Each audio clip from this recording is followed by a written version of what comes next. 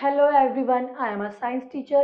Today I am explaining a very interesting chapter, the moon and the stars. यानी हमारे चांद और तारे उनके बारे में पढ़ेंगे. Now shall we start? You will learn about the moon, phases of moon यानी चांद के अलग अलग आकार और stars यानी तारों के बारे में पढ़ेंगे. The moon is the nearest neighbor of the earth in the space. यानी अंतरिक्ष में पाया जाने वाला हमारा सबसे पास का पड़ोसी. It is the first heavenly body on which vehicle from earth landed. हम बोल सकते हैं ये कुदरत की बनाई हुई ऐसी चीज है जहां पे जमीन से गए हुए या हमारी पृथ्वी से गए हुए व्हीकल्स यानी सवारियां लैंड कर पाई, है ना. हमारे स्पेस रॉकेट गए ना चांद पर जो उतरे. When the sun sets at night, शाम के समय जब सूरज छुप जाता है, the moon seen in the sky, तब हमें चांद दिखने लगता है. The moon has no light it own, चांद की अपनी कोई रोशनी नहीं होती. It only reflects the sunlight which fall on it, ये सनलाइट को ही रिफ्लेक्ट करता है जो कि इस पर पड़ती है. Look at this picture, a beautiful picture of moon.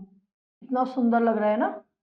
देखिए, the light of the moon is not so bright, चांद की रोशनी ज्यादा ब्राइट नहीं होती, चमकीली नहीं होती. So we are unable to see during the day, इसीलिए हम उसे दिन के समय नहीं देख सकते. The moon is smaller than earth, हमारी पृथ्वी से छोटा होता है. The moon goes round earth in 28 days, यानी 28 दिनों में हमारी पृथ्वी का ये पूरा चक्कर कंप्लीट करता है. मून चेंजेस इट्स शेप, ये अपना आकार भी बदल सकता है. जैसे देखिए राउंड मून की पिक्चर हो गई, ये क्रिसेंट मून हो गया यानी थोड़ा सा अंदर झुका हुआ, और ये हमारा हो गया हाफ मून, यानी दिन के हिसाब से अपनी शेप को भी चेंज करता है. Moon is made up of rock and fine dust, यानी पत्थरों से या हम बोल सकते हैं फाइन डस्ट से मिलकर बना है.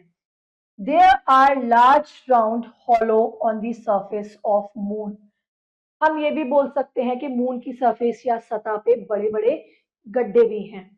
दीज आर कॉल्ड क्रैटर्स, जिनको हम क्रैटर्स बोलते हैं. There is no water and air on the moon, moon पर पानी और हवा नहीं है. नाउ फेसेस ऑफ मून, यानी मून के अलग अलग फेसेस या हम बोल सकते हैं मून के अलग अलग चेहरे. When the moon is seen round like a ball, कहाँ गया ये रहा, जैसे ये पूरा राउंड बॉल हो गई. We call it full moon, अब हम इसे क्या बोल सकते हैं, फुल मून यानी पूरा चांद. After full moon the moon begins to decrease day by day. अब ये पूरा चांद हो गया, अब दिन भर दिन ये क्या होगा, धीरे धीरे घटता चला जाएगा, यानी इसका आकार धीरे धीरे कम होना शुरू हो जाएगा. तो हम इसे क्या बोलेंगे, the moon begins to hide itself behind the earth. जब ये धीरे धीरे डिक्रीज या कम होना या अपना साइज घटाना शुरू कर देगा, तो हम बोलते हैं कि चांद ने अपने आप को पृथ्वी के पीछे छुपा लिया. जितना हिस्सा हमें दिखाई दे रहा है वो तो मून हो गया, और जितना हिस्सा कवर है वो छुप गया. The hidden portion of the moon does not get light from the sun, यानी जो पोर्शन मून का छुप गया है उसे सूरज की रोशनी नहीं मिल पाती. तो it does not shine and become invisible, तो ना ही वो शाइन कर पाता है, हमें दिख पाता है, और ना ही और इनविजिबल हो जाता है यानी अदृश्य हो जाता है, जिसे हम नहीं देख पाते. देखिए ये दोनों शेप सेम लग रही है. पहले तो यहाँ से मून धीरे धीरे घटना शुरू हुआ और धीरे धीरे यहाँ से बढ़ना शुरू हुआ. पहले ऐसे हुआ, फिर थोड़ा एरिया इसने ज्यादा कवर किया, फिर ये हाफ मून हो गया, फिर ये इतना हो गया, और यहाँ पे आके अर्थ ने इसे पूरा कवर कर लिया यानी पूरा ही ढक लिया. What there is no moon in the sky, it is called no moon. और जिस दिन हमारा चांद बादलों में हमें नहीं दिखता उसे हम क्या कहते हैं? No moon. आज चांद नहीं है। No moon comes after 14 days of the full moon, यानी जिस दिन पूरा चांद निकलता है उसके 14 दिन बाद नो मून डे हो, उसके 14 दिन बाद हमें जो चांद है वो दिखाई नहीं देता।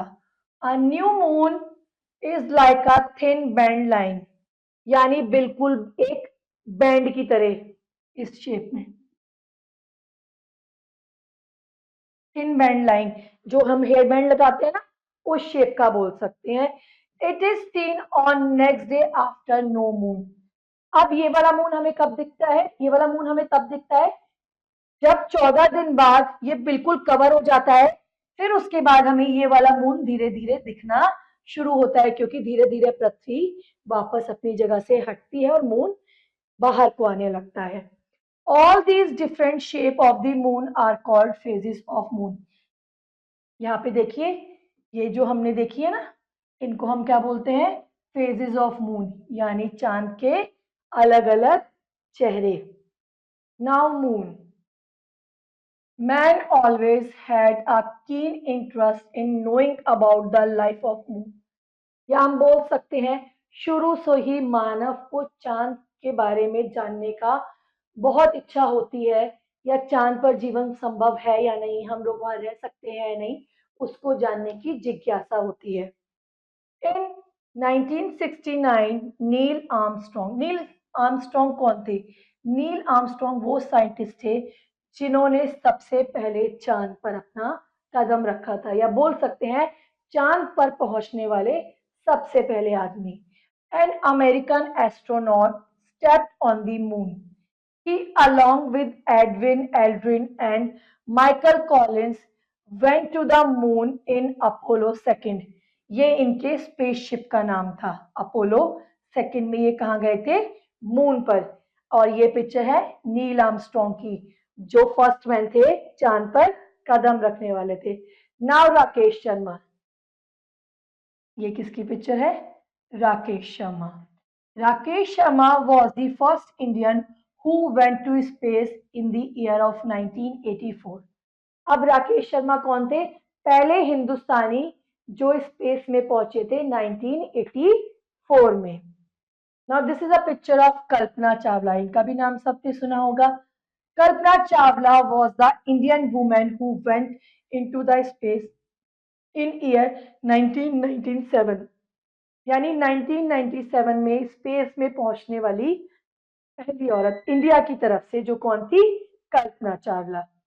Now second Indian women who went to space was Sunita Williams.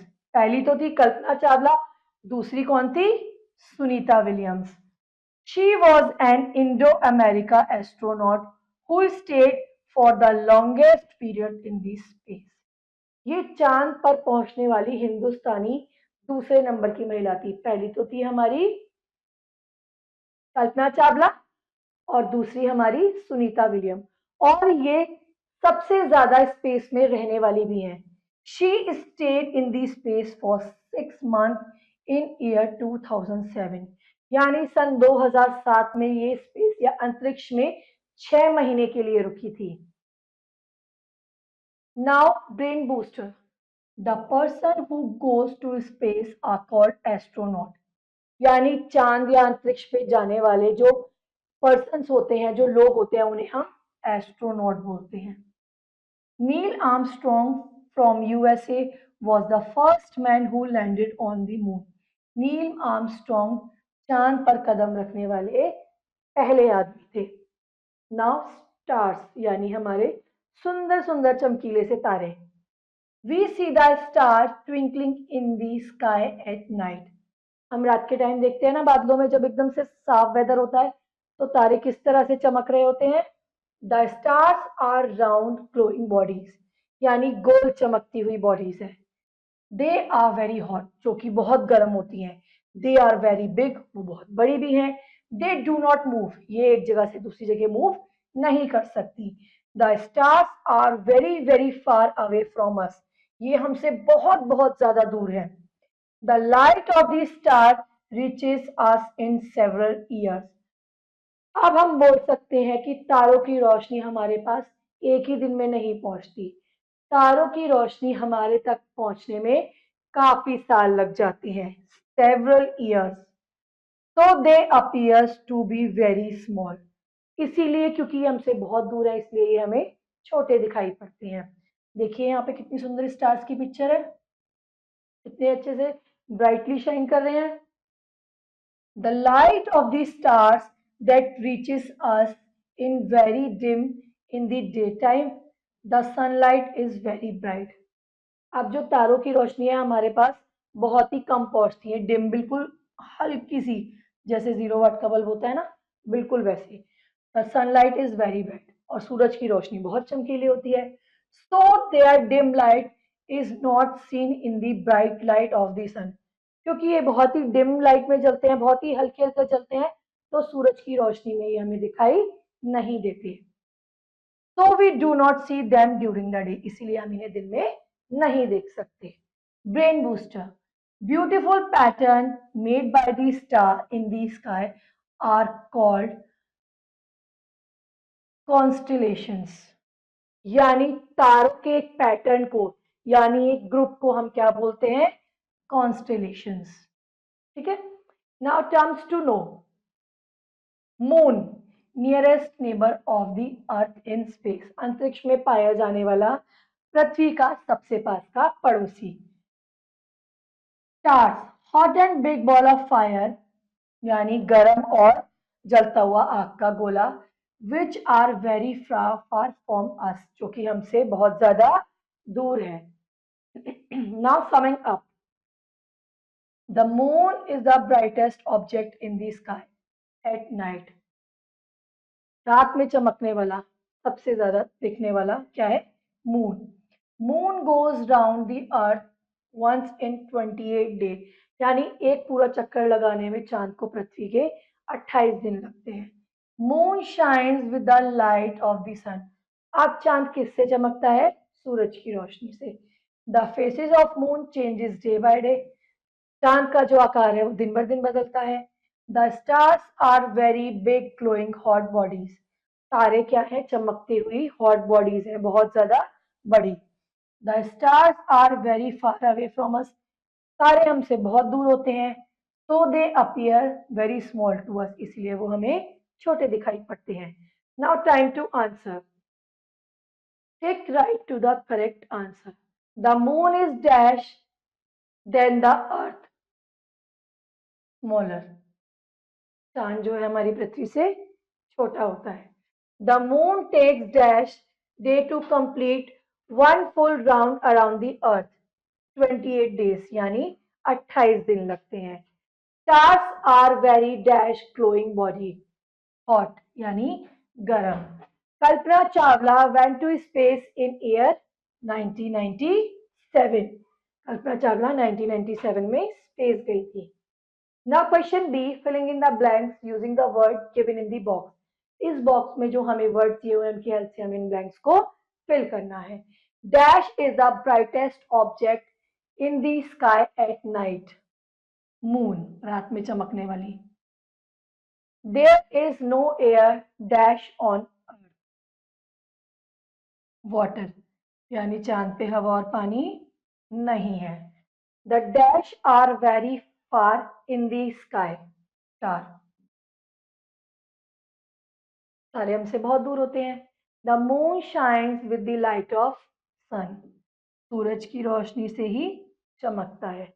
The moon revolves round the अर्थ, जो चांद है वो हमारा पृथ्वी के चक्कर काटता है। Now question C, write T for true and F for false. The moon is bigger than the earth, क्या चांद हमारी पृथ्वी से बड़ा है, false. We do not see the stars during day. True.